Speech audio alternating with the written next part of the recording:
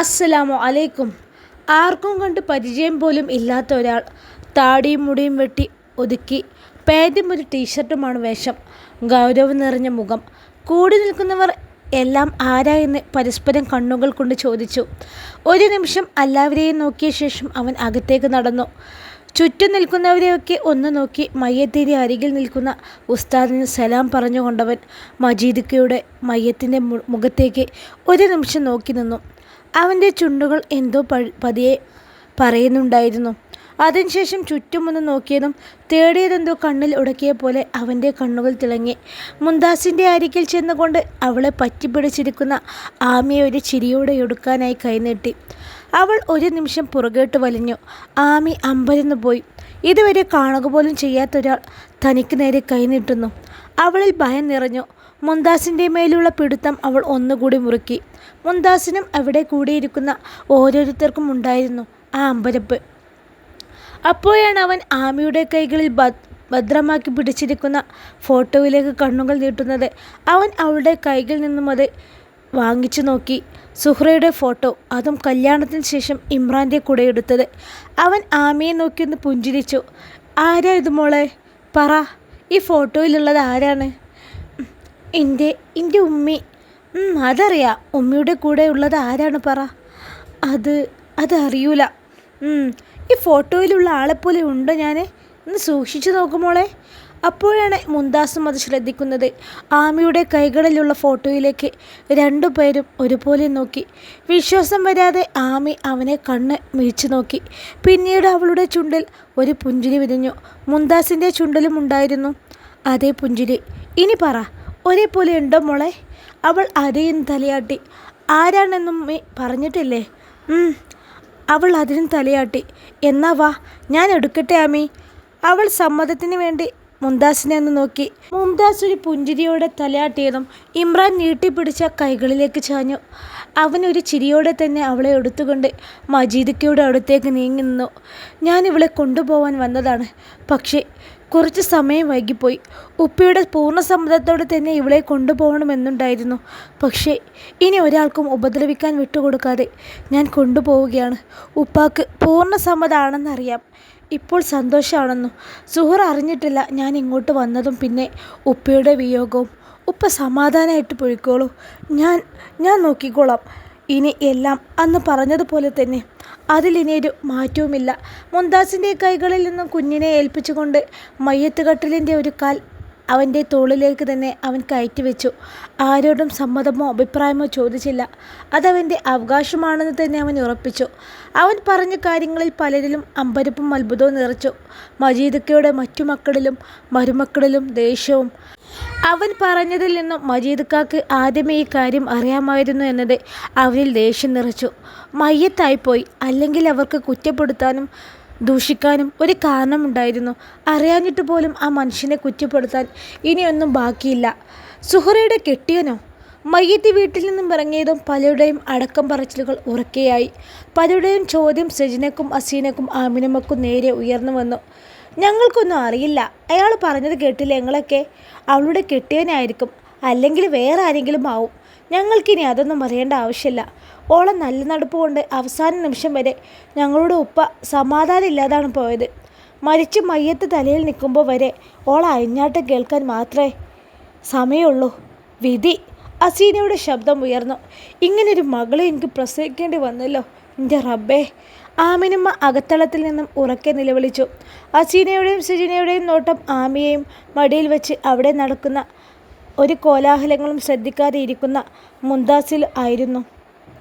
കത്തുന്ന മിഴികളോടെ സജിനയും അസീനയും അവരെ തന്നെ നോക്കി. ദേഷ്യത്തോടെ ചെന്നുകൊണ്ട് മുംതാസിൻ്റെ മടിയിൽ ഇരിക്കുന്ന കുഞ്ഞിനെ വലിച്ചെടുത്ത് കാലിൻ്റെ തുടയിലേക്ക് ആഞ്ഞടിച്ചു. പറയടി, നിനക്കറിയോ എൻ്റെ ഉമ്മിൻ്റെ കല്യാണം കഴിഞ്ഞത്? അറിയോന്ന്? ആ കുട്ടി ഭയന്നുകൊണ്ട് തലയാട്ടി. എടി ചെയ്താനേ, പഠിച്ച കള്ളി എല്ലാം അറിഞ്ഞ് മിണ്ടാതെ നിൽക്കാണ്. എൻ്റെ ഉമ്മി പറഞ്ഞ് പഠിപ്പിച്ചു തന്നാവല്ലേ? ഈ ഉമ്മാൻ്റെ മോള് തന്നെ. വീണ്ടും അവളുടെ മേൽ അസീന കൈകൾ ഉയർത്തിയതും മുംതാസ് അവളെ തടഞ്ഞു. എന്താടി, എനിക്ക് പിരാന്തുണ്ടോ അസീന? ഈ കുഞ്ഞു കുട്ടിയെ തല്ലാൻ ഇതെന്ത് പേച്ചു? എൻ്റെ ഉപ്പാൻ്റെ മയ്യത്തി പടിങ്ങ് ഇറങ്ങിപ്പോയിട്ട് സമയം എത്രയെന്നുള്ള ചിന്ത പോലും ഇല്ല. നാണില്ലല്ലോ. ഇജി മിണ്ടരുത്. ഈ കുട്ടിപ്പിശാച്ച് അത് അറിഞ്ഞിട്ടുണ്ടെങ്കിലേ അനക്കും അറിയാതിരിക്കല്ലോ സുഹ്റ വേറെ കെട്ടിയത്. ഞങ്ങൾക്കല്ല നാണില്ലാത്തത്, സുഹ്റാൻ്റെ അവീതത്തിന് കൂട്ടി നിൽക്കുന്ന അനക്കാണ്. ഏതെങ്കിലും ആണുങ്ങൾക്ക് മുന്നിൽ തുണിയിരിഞ്ഞ് പൈസ മേടിക്കുന്നത് വലിയ ഹലാലാണെന്ന് പറഞ്ഞു നടക്കുന്ന അനക്കാണ്. അവളുടെ ഒരു ഫോട്ടോ ഇങ്ങോട്ട് താടി. മുംതാസിൻ്റെ മുഖത്തേക്ക് നോക്കി പറഞ്ഞുകൊണ്ട് ആമിയുടെ കയ്യിലുണ്ടായിരുന്ന ഫോട്ടോ എടുത്ത് അസീന നീട്ടിയെറിഞ്ഞു. മുന്നിൽ നിൽക്കുന്ന ആളുകളെ കണ്ടതും അസീനയും സജിനയും അകത്തുകൂടി നിൽക്കുന്ന പെണ്ണുങ്ങളും പകച്ചുപോയി. അസീന വലിച്ചെറിഞ്ഞ ഫോട്ടോയും കയ്യിൽ പിടിച്ച് നിൽക്കുന്ന ഇമ്രാൻ, കൂടെ റമീസും നജീബും അമീറും, പിന്നെ വേണ്ടപ്പെട്ട ചില ബന്ധുക്കളും എല്ലാവരും മയ്യത്ത് ഖബറടക്കി മടങ്ങി വന്നതാണ്. ഇവിടെ താണ്ഡവമാടുന്നതിനിടയിൽ ആരും ഒന്നും ശ്രദ്ധിച്ചില്ല. ഇമ്രാൻ്റെ വലിഞ്ഞു മുറുകിയ മുഖവും മുറുക്കി പിടിച്ചിരിക്കുന്ന മുഷ്ടിയും കണ്ടതും അസീനയുടെ ശരീരത്തിലെ രക്തം വറ്റി വരേണ്ടവൾ വിളറി വെളുത്തു. അകത്തേക്ക് കയറി അവൻ്റെ നോട്ടം ചെന്നത് കരഞ്ഞു കലയും കണ്ണുകളുമായി നിൽക്കുന്ന ആമിയിലേക്കായിരുന്നു. മോളു വാ. അവളുടെ വാത്സല്യത്തിൽ ഒരു നിമിഷം അവൻ്റെ മുഖത്തെ ദേഷ്യം അലിഞ്ഞുപോയി. അവൾ കരഞ്ഞുകൊണ്ട് അവനരികിലേക്ക് ചെന്നു. അവനോട് എന്തെങ്കിലും ആത്മബന്ധം ഉണ്ടായിരുന്നതിനാലോ അല്ലെങ്കിൽ അവൻ്റെ മുഖത്തെ വാത്സല്യം തിരിച്ചറിഞ്ഞതിനാലോ ആ കുഞ്ഞ് അവൻ്റെ മുന്നിൽ നിന്ന് വിങ്ങിപ്പൊട്ടി. അസീന അടിച്ചു ചുവന്നിരിക്കുന്ന കാല് അവന് മുന്നിൽ കാണിച്ചു കൊടുത്ത് എന്നെ തല്ലി. ആ കുഞ്ഞ് ഏങ്ങലോടെ പറഞ്ഞതും അവൻ്റെ കണ്ണുകൾ നിറഞ്ഞു. ആമിയെ വാരി ഒടുക്കാനും ഉമ്മകൾ കൊണ്ട് മൂടാനും അവനെ ആരും തന്നെ പറഞ്ഞു കൊടുക്കേണ്ടി വന്നില്ല. എന്തിനീ കുഞ്ഞിനോട് ഇത്രയും വാത്സല്യം തോന്നുന്നു? അവളുടെ കണ്ണ് നിറഞ്ഞപ്പോൾ തനിക്ക് വേദനിച്ചത് എന്തിനാണെന്നും അവന് മനസ്സിലാവുന്നുണ്ടായിരുന്നില്ല. കുഞ്ഞിനെ നിലത്ത് വെച്ചവൻ കുറച്ച് സമയത്തേക്ക് മാറ്റിവെച്ച ദേഷ്യത്തെ വീണ്ടും കൊണ്ടുവന്നു. ആദ്യത്തേക്കാൾ മൂർച്ചയോടെ. ചുറ്റുമുള്ളവരെ എരിച്ചു കരയാൻ പാകത്തിന് തീയുണ്ടായിരുന്നു അവൻ്റെ കണ്ണുകളിൽ. അവൻ്റെ നോട്ടം ആദ്യം ചെന്നത് വിളറി വെളുത്തിരിക്കുന്ന അസീനയിലേക്കാണ്. അവൻ എന്തു ചെയ്യുമെന്നറിയാതെ അവർ ഓരോരുത്തരും അമ്പരന്ന് നിന്നു. പകച്ചു നിൽക്കുന്ന അസീനയുടെ അടുത്തേക്ക് അവൻ പതിയെ ചുവടുകൾ വെച്ചു. അസീനയുടെ തല അവൾ അറിയാതെ തന്നെ താഴ്ന്നു പോയി. ഡി സുഹ്റാൻ്റെ ആരാ നീ? അനിയത്തി. തല ഉയർത്താതെ തന്നെ അവൾ മറുപടി പറഞ്ഞു. കഷ്ടം. എന്താ എൻ്റെ സംശയം? ചോദിക്കേ. ഞാൻ സുഹ്റാൻ്റെ ജാരനാണെന്നോ അതാ വേറെന്തെങ്കിലും? അവളുടെ മുഖത്തേക്ക് നോക്കി അവൻ ചോദിച്ചു. ശേഷം കൂടി നിൽക്കുന്നവരേക്കും അവൻ്റെ കണ്ണുകൾ പാഞ്ഞു. നിങ്ങൾക്ക് എല്ലാവർക്കും ഉണ്ടോ ഈ സംശയം? പറയേ. ഉണ്ട്. ഉത്തരം നജീബിൽ നിന്നായിരുന്നു. ഇമ്രാൻ അവനെ സൂക്ഷിച്ചു നോക്കി. ഞാനേ സുഹ്റയുടെ അനിയത്തിയുടെ ഭർത്താവ് ആണ് നജീബ്. ഇതാ അവളെ. സജിനയെ ചൂണ്ടി അവൻ ഇമ്രാൻ്റെ സംശയത്തിന് മറുപടി കൊടുത്തു. കല്യാണം കഴിഞ്ഞു 2-ാം ദിവസം ഈ ഫോട്ടോ മുഴുവനും എൻ്റെ വീട്ടിലെത്തിയതാണ് നാണം കെടുത്താൻ. ഇനി പറഞ്ഞാട്ടെ, ആരാ നിങ്ങൾ? നിങ്ങൾ തമ്മിലുള്ള ബന്ധം എന്താണ്? ഇനിയും നാണം കെട്ട് ഓരോന്നും കേൾക്കാൻ വയ്യ. ഇനിയും കയറി വരാനുള്ളതാണ് ഇവിടെ. അമീറും അവൻ്റെ മറുപടി ശരിവെച്ച് കൊടുത്തു. കഷ്ടം. ആരെയും ബോധിപ്പിക്കണമെന്ന് എനിക്ക് തോന്നിയിട്ടില്ല. ബോധിപ്പിക്കേണ്ട ആളെ ഞാൻ ബോധിപ്പിച്ചിട്ടുണ്ട്. ഇവിടെ നിന്ന് ഇറങ്ങിപ്പോയ മയ്യത്തില്ലേ നിങ്ങളെ ബാപ്പ, അദ്ദേഹം നിക്കാഹ് കഴിച്ചു തന്ന എൻ്റെ ഭാര്യയാണ് സുഹ്റ. ഹലാലായ ബന്ധം. അവളെ വിവാഹം കഴിക്കാൻ വേണ്ടി ഞാൻ നിങ്ങളുടെ ബാപ്പാക്ക് കൊടുത്ത മഹറാണ് നീ സ്ത്രീധനം കൊണ്ടുപോയ പൈസ. നിങ്ങൾ ഇന്ന് ഉണ്ണുന്നതും ഉടുക്കുന്നതും നിൻ്റെ കെട്ടിയോന് ജോലിക്ക് വേണ്ടി കൊടുത്ത പൈസയും. കേട്ടോ? അസീനയോട് ആയിരുന്നു അത്. വിവാഹം കഴിക്കുമ്പോൾ ആ മനുഷ്യനോട് ഞാൻ പറഞ്ഞതാണ്, സുഹ്റയെ നിക്കാഹ് കഴിച്ചു തന്നാൽ ഈ കുടുംബം ഞാൻ ഏറ്റെടുത്തോളാമെന്ന്. അതുപോലെ തന്നെ ചെയ്തു. നീ ഇത്രയും സമയം കള്ളിയെന്നും പിഴച്ചവളൊന്നും വിളിച്ചില്ലേ? അവളുടെ ഔദാര്യം. ഇത്രയൊക്കെ ചെയ്യാൻ അവൾക്കെന്താ അത്രയും പ്രത്യേകത എന്ന് തോന്നുന്നുണ്ടാവുമല്ലേ? നിങ്ങളാരും കാണാതെ പോയ നല്ലൊരു മനസ്സുണ്ട് അവളിൽ. തൻ്റെ പ്രിയപ്പെട്ടവർക്ക് വേണ്ടി മരിക്കാനും തയ്യാറായൊരു മനസ്സ്. തൻ്റെ പ്രിയപ്പെട്ടവരുടെ സന്തോഷം മാത്രം ആഗ്രഹിക്കുന്ന ഒരു മനസ്സ്. അവൾ കടൽ കടന്നത് തങ്ങൾക്ക് വേണ്ടിയാണെന്ന് ബോധ്യമുണ്ടായിരുന്നെങ്കിൽ നിങ്ങൾ ഈ കുട്ടിയെങ്കിലും ശരിക്കും നോക്കൂലേ? പണം മതിയല്ലോ അല്ലേ നിങ്ങൾക്കെല്ലാവർക്കും? 2-3 ദിവസങ്ങൾക്ക് മുമ്പേ ഉള്ള ഒരു രാത്രിയിൽ ഞാൻ കണ്ടു ഹൃദയം പൊട്ടി കരയുന്ന ഒരുവളെ. സ്വന്തം കുടുംബം, പ്രിയപ്പെട്ടവർ എന്ന് വിശ്വസിച്ചിരുന്നവരുടെ യഥാർത്ഥ മുഖം തിരിച്ചറിഞ്ഞ് ചങ്ക് പൊട്ടി കരയുന്നവളെ. സ്വന്തം കുഞ്ഞിൻ്റെ ദയനീയമായ നിലവിളി കേട്ടിട്ടും ഒന്നും ചെയ്യാനാവാതെ നിലത്തിരുന്ന് പോയവളെ. ഒന്നേ എന്നോട് ചോദിച്ചുള്ളൂ, ആമിയെ അവളുടെ കുഞ്ഞിനെ രക്ഷിക്കുമെന്ന്. അതും ഹൃദയം പൊട്ടിക്കൊണ്ട്. നാളെ എന്താവും വിധി എന്നറിയാത്ത, എത്ര ആയുസ്സുണ്ടെന്നറിയാത്ത ഒരു വിവാഹബന്ധത്തിന് അവൾ സമ്മതിച്ചത് നിങ്ങൾക്കൊക്കെ വേണ്ടി മാത്രമാണ്. സ്വന്തം കുടുംബത്തെ രക്ഷിക്കാൻ. ഒരു മടക്കം പ്രതീക്ഷിച്ച് തന്നെയാണ് അവളെ ഞാൻ നിക്കാഹ് ചെയ്തത്. പക്ഷേ ഇനിയില്ല. ഒരിക്കലും പൊരുത്തപ്പെടാനായില്ലെങ്കിലും അവൾ അവിടെ നിൽക്കും. ആമി എൻ്റെ കൂടെ വരും, അവൾ അവിടെ വളരും. പിന്നെ നിങ്ങൾ ഉപ്പാക്ക് കൊടുത്ത വാക്ക് ഞാൻ മാറ്റുകയാണ്. ഇനി ഒരു 5 പൈസ പോലും സുഹ്റയുടെ കുടുംബം എന്ന പേരിൽ ഞാൻ തരില്ല, അവളെ അനുവദിക്കുകയുമില്ല. അവൻ്റെ മറുപടി എല്ലാവർക്കും മുഖത്തടിയേറ്റതുപോലെയായിരുന്നു. നജീബല്ലേ, നിന്നെ ഇങ്ങോട്ട് ഈ ഫോട്ടോയുമായി വിട്ടവരെ ഞാനൊന്ന് കാണട്ടെ. മധുവിധ കഴിഞ്ഞ് ദുബായിലേക്ക് വാ, നമുക്ക് അവിടെ വെച്ച് കാണാം. അവൻ പറഞ്ഞതിന് പൊരുൾ മനസ്സിലാവാതെ നജീബ് ഇമ്രാൻ്റെ മുഖത്തേക്ക് നോക്കി. ഇപ്പോൾ എല്ലാവരുടെയും സംശയം നീങ്ങിയില്ലേ? ഇനി എന്തെങ്കിലും? എല്ലാവരുടെയും മുഖത്തേക്ക് അവൻ മാറി മാറി നോക്കി. ആർക്കും ഒന്നും ചോദിക്കാനില്ല എന്ന് കണ്ടതും അവൻ ആമിയുടെ അടുത്തേക്ക് ചെന്നു. പക്ഷെ പെട്ടെന്ന് പിറകിൽ നിന്ന് കേട്ടൊരു ശബ്ദം. ഏത് ഹലാലായ ബന്ധാണെങ്കിലും ഇനി മേലിൽ അവളോട് ഈ നാട്ടിലോ വീട്ടിലോ കാല് കുത്തരുതെന്ന് പറയണം. എനിക്ക് അവൾ മാത്രമല്ല മകളായിട്ടുള്ളത്. അവളുടെ ഒരു സഹായവും ഇനി വേണ്ട. ഈ പെൺകുട്ടികൾക്കും മരുമക്കൾക്കും ഈ വീട്ടിലേക്ക് കയറി വരണം, നാണക്കേടില്ലാതെ. റമീസ് ഇതാ വളർന്ന് വലുതായി, ഓൻ്റെ ഭാവി കൂടി നോക്കണം. ഓനൊരു ആൺകുട്ടിയല്ലേ, ഒരു പെങ്ങളുണ്ടായി എന്ന് കരുതി നാണം കെട്ട് നടക്കണോ? വാതിൽപ്പടിയിൽ ചാരി നിന്നുകൊണ്ട് പറയുന്ന ആമിനുമ്മയെ അവൻ പുച്ഛത്തോടെ നോക്കി. മറ്റു മക്കൾ സന്തോഷത്തോടെയും. ഇമ്രാൻ്റെ മുമ്പിൽ കുനിഞ്ഞുപോയ തല അവർ ഉയർത്തിപ്പിടിച്ചു. ആര് മനസ്സിലാക്കിയില്ലെങ്കിലും എൻ്റെ ഉമ്മ എന്നെ മനസ്സിലാക്കാതെ പോയല്ലോ എന്നായിരുന്നു അവളെ ഏറ്റവും വലിയ വേദന. ഇനി വരൂലവൾ, പക്ഷേ അവളെ നിങ്ങൾ വിളിക്കും. ഈ പറഞ്ഞു പോയതെല്ലാം തെറ്റായിരുന്നു എന്ന് ചിന്തിക്കുന്ന ദിവസം. അത്രയും പറഞ്ഞുകൊണ്ടവൻ ആമിമോളെ മേടിച്ചു. നമുക്ക് പോവാം, എൻ്റെ കൂടെ വരൂ ആമി. അവൾ സന്തോഷത്തോടെ തലയാട്ടി. ഒഴിഞ്ഞ കൈയും കയ്യിൽ മുറിയെ പറ്റിയ നെറ്റിയും കാണാൻ അവനിൽ വേദന നിറഞ്ഞു. ഈ കുട്ടിയെ ഉപദ്രവിച്ചതിന് നിൻ്റെ മുഖം നോക്കി ഒന്ന് തരാൻ എനിക്ക് അറിയാഞ്ഞിട്ടില്ല ഹസീന. പക്ഷേ വേണ്ട, സ്ത്രീകളെ തല്ലുന്ന സ്വഭാവേ എനിക്കില്ലാതെ പോയി. പക്ഷെ ഒരിക്കലെങ്കിലും നീ അറിയും ഈ ചെയ്തതിനെല്ലാം ഉള്ള ശിക്ഷ. കുഞ്ഞെന്ന് പോലും നോക്കാതെ നീ കൊച്ചിനെ ഉപദ്രവിച്ചിട്ടുണ്ടെങ്കിൽ നിൻ്റെ മനസ്സ് എന്ത് നീചാണ്. പഠിച്ചവനോട് പ്രാർത്ഥിച്ചോ കിട്ടുന്ന ശിക്ഷ കുറച്ചു തരാൻ. ഹസീനയുടെ മുഖത്ത് നോക്കി പറഞ്ഞുകൊണ്ടവൻ ആമയുമായി പുറത്തേക്കിറങ്ങി. അവൻ ആരോടും സമ്മതം ചോദിക്കാനുണ്ടായിരുന്നില്ല. തൻ്റേതാണെന്ന അധികാരമായിരുന്നു യാത്രയും. ഞാൻ ഉമ്മിൻ്റെ അടുത്തേക്ക് പോവാട്ടോ ഉമ്മൂമ്മ, പോയിട്ട് വരാം. ഒന്ന് തിരിഞ്ഞു നോക്കിയോ പുഞ്ചിരിക്കുകയോ ചെയ്തില്ലെങ്കിൽ പോലും ആ കുഞ്ഞു മനസ്സിൽ ആരോടും ശത്രുതയില്ലായിരുന്നു. അവളുടെ സംസാരം കേട്ട് ഇമ്രാൻ്റെ കണ്ണുപോലും ഒരു നിമിഷം നിറഞ്ഞു നിന്നു. അല്ല, അതിൻ്റെ പുതിയാപ്പിള വീണ്ടും ഊരിച്ചിട്ടിൽ തുടങ്ങിയോ? കുറച്ച് ദിവസമായി കാണാനില്ല. ഞാൻ ഇനി ഓഫീസിൽ പോവേണ്ടി വരുമോ? ഓ, എന്തൊക്കെയായിരുന്നു വർത്താനം. ഇനി ഞാൻ നോക്കി നടത്തിക്കോളാം, എൻ്റെ സാമ്രാജ്യമാണ്, നാട്ടിലേക്ക് കയറ്റിവിടും, അതാണ് ഇതാണ്. ഇപ്പോൾ ആട് കിടന്നിടത്ത് പൂട പോലും ഇല്ല. എനിക്ക് ആദ്യം അറിയായിരുന്നു ഇതൊക്കെ വെറും ഷോ ആണെന്ന്. ഊരി തണ്ടി ചേലായതല്ലേ, വീട്ടിൽ പിടിച്ചു നിർത്തിയാൽ നിൽക്കോ? കഷ്ടം, ഒരു പെണ്ണ് കിട്ടിയിട്ട് നന്നായില്ലേ അല്ലേ? മൂപ്പരിപ്പോഴും ആ പൊട്ടിപ്പെണ്ണിനെ മനസ്സിലിട്ട് നടക്കാനേ. അത്രയും പ്രേമല്ലായിരുന്നോ രണ്ടും തമ്മിൽ? നിന്നോട് സ്നേഹം ഉണ്ടായിരുന്നെങ്കിൽ കൂടെ നിന്നേനെ. ഇതിപ്പോൾ പേരിനൊരു ഭാര്യ, ഉമ്മയും ഉപ്പയും വാ അടുപ്പിക്കാൻ അത്രയേ ഉള്ളൂ. അതുകൊണ്ട് പൊന്നുമോളിനെ മുതൽ അറയിൽ കയറി അടയിരിക്കാതെ ആദ്യം ചെയ്ത ജോലി തുടർന്നാലേ മാസം കിട്ടിയിരുന്ന ശമ്പളമെങ്കിലും കിട്ടും, അല്ലെങ്കിൽ അതും ഉണ്ടാവില്ല കേട്ടോ.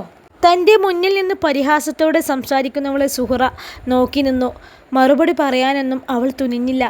അഫി ഇഷ്ടമുള്ളതെല്ലാം പറഞ്ഞിട്ട് പോട്ടെ എന്ന് മാത്രമേ കരുതിയുള്ളൂ. അവളുടെ വാക്കുകൾ ഹൃദയത്തിൽ നോവ് പടർത്തുന്നുണ്ടെങ്കിൽ പോലും സുഹറയ്ക്ക് അഫി പറയുന്ന വാക്കുകളേക്കാൾ വേദന തോന്നിയത് അവളുടെ മാറ്റത്തിലായിരുന്നു. വന്ന അന്നു മുതൽ ഒരു സഹോദരിയെപ്പോലെ കണ്ടിട്ടുള്ളൂ. എന്നിട്ടും മാമി, തൻ്റെ അടുത്തേക്ക് ഓടി വരുന്ന കുഞ്ഞിയെ സുഹറ സന്തോഷത്തോടെ നോക്കി. പക്ഷേ സുഹറയ്ക്ക് മുന്നിൽ അഫിയെ കണ്ടതും അവൾ അവിടെ തന്നെ നിന്നു. കുഞ്ഞിൻ്റെ മുഖം കണ്ടതും സുഹറയുടെ മുഖം വല്ലാതെയായി. അവൾ അഫിയെ പിടിച്ച് അവിടെ തന്നെ നിൽക്കുകയാണ്. കുഞ്ഞി, വിളിക്കുന്നത് കേട്ടില്ലേ? നീ പോയി നോക്ക്, കുട്ടികൾ സ്കൂളിൽ നിന്ന് വരാനായി. എന്തെങ്കിലുമൊക്കെ ഉണ്ടാക്കി കൊടുക്കണം, പഠിപ്പിക്കണം. ഇത്രയും ദിവസം മനുഷ്യൻ ഗതി കെട്ടു. ഇനി ഇതല്ലാതെ വേറെ എന്താ ജോലി? കിട്ടിയവൻ ഇനി അടുത്ത കാലത്തൊന്നും വരാൻ പോകുന്നില്ല. ജോലി എടുത്താൽ അതിൻ്റെ പൈസയെങ്കിലും കിട്ടും. ചെല്ല്. തൻ്റെ കുട്ടികളെ നോക്കാൻ സമയമില്ല എന്ന് പറഞ്ഞുകൊണ്ട് തൻ്റെ മുമ്പിൽ കരഞ്ഞവളാണ്. അതൊക്കെ അഭിനയമായിരുന്നു എന്ന് തോന്നിപ്പോയി സുഹറയ്ക്ക്. സ്വന്തം മക്കളെ എങ്ങനെ ഗതികേടാവും? സുഹറയുടെ ചുണ്ട് പുച്ഛത്തോടെ ഒന്ന് ചുളിഞ്ഞെങ്കിലും അവൾ അത് പുറത്ത് കാണിക്കാതെ കുഞ്ഞിയുടെ അടുത്തേക്ക് നടന്നു സന്തോഷത്തോടെ. എത്രയോ ദിവസമായി കുട്ടികളെ ഒന്ന് അടുത്ത് കണ്ടിട്ട്. ഇപ്പോൾ സന്തോഷമായി. പക്ഷെ അതോടൊപ്പം അവൾക്ക് ആശങ്കയുണ്ട്. ഇമ്രാൻ എവിടെ പോയെന്നോർത്ത്. അന്ന് മോളെ രക്ഷിക്കുമോ എന്ന് ചോദിച്ചുകൊണ്ട് അദ്ദേഹത്തിന് മുന്നിൽ പൊട്ടിക്കരഞ്ഞതിന് ശേഷം പിന്നീട് അദ്ദേഹത്തെ കണ്ടിട്ടേ ഇല്ല. ഇനിയിപ്പോൾ ഞാൻ ചോദിച്ചത് ഇഷ്ടമാവാത്തത് കൊണ്ടാണോ? തെറ്റായി പോയോന്നറിയില്ല. ഒന്നും പറഞ്ഞില്ല. മോളെ ഓർത്തപ്പോൾ സുഹ്റയുടെ കണ്ണുകൾ ഈറനായി.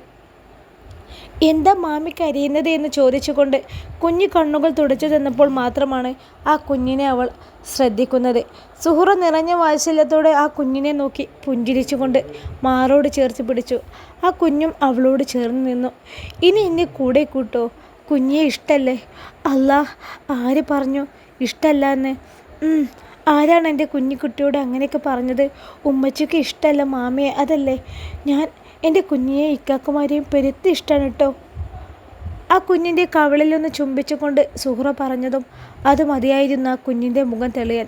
അല്ലെങ്കിലും കുട്ടികൾക്ക് എന്തറിയാം, അത്രയും നിഷ്കളങ്കർ ആരുണ്ട്?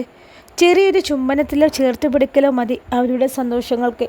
ആദ്യത്തെ പോലെ തന്നെ സുഹ്റയും കുഞ്ഞുങ്ങളും സന്തോഷത്തോടെ തന്നെ ഒരുമിച്ച് നിന്നും കളിച്ചും ചിരിച്ചും പഠിച്ചും അവർ അവരുടെ ലോകത്ത് മാത്രം ഒതുങ്ങി.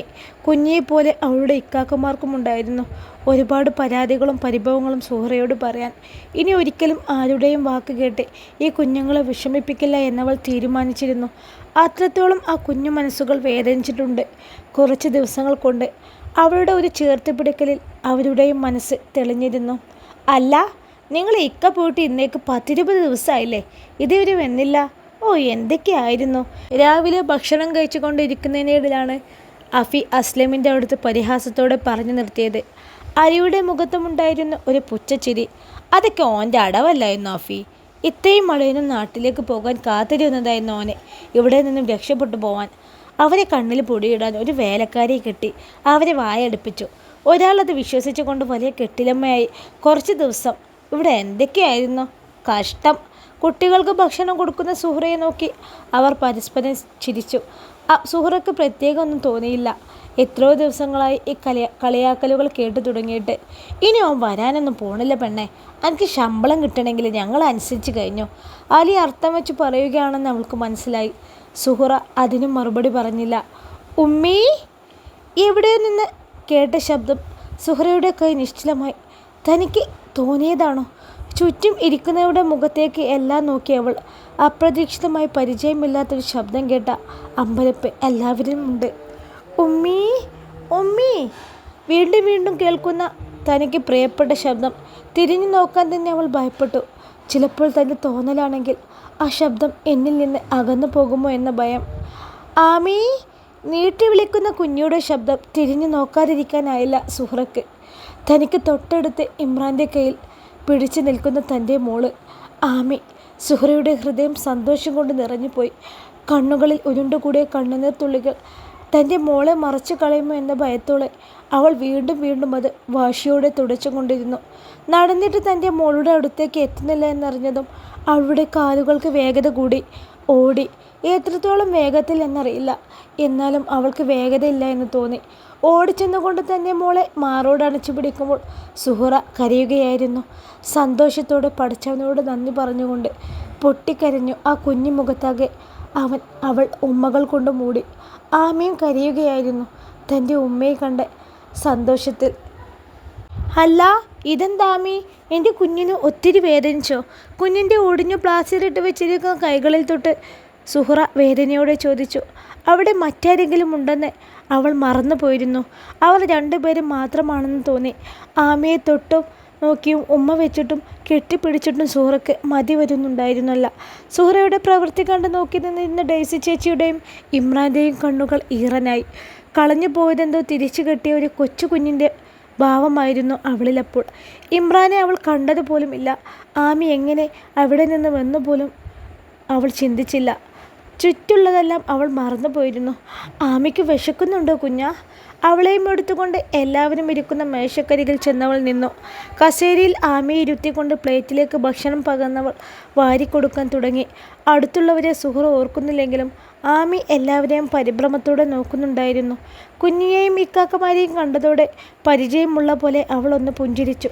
തിരിച്ചവരും സ്നേഹത്തോടെ അവളെ നോക്കി ചിരിച്ചു. കുഞ്ഞു ചെന്ന് ആമിയുടെ അരികിലിരുന്നു.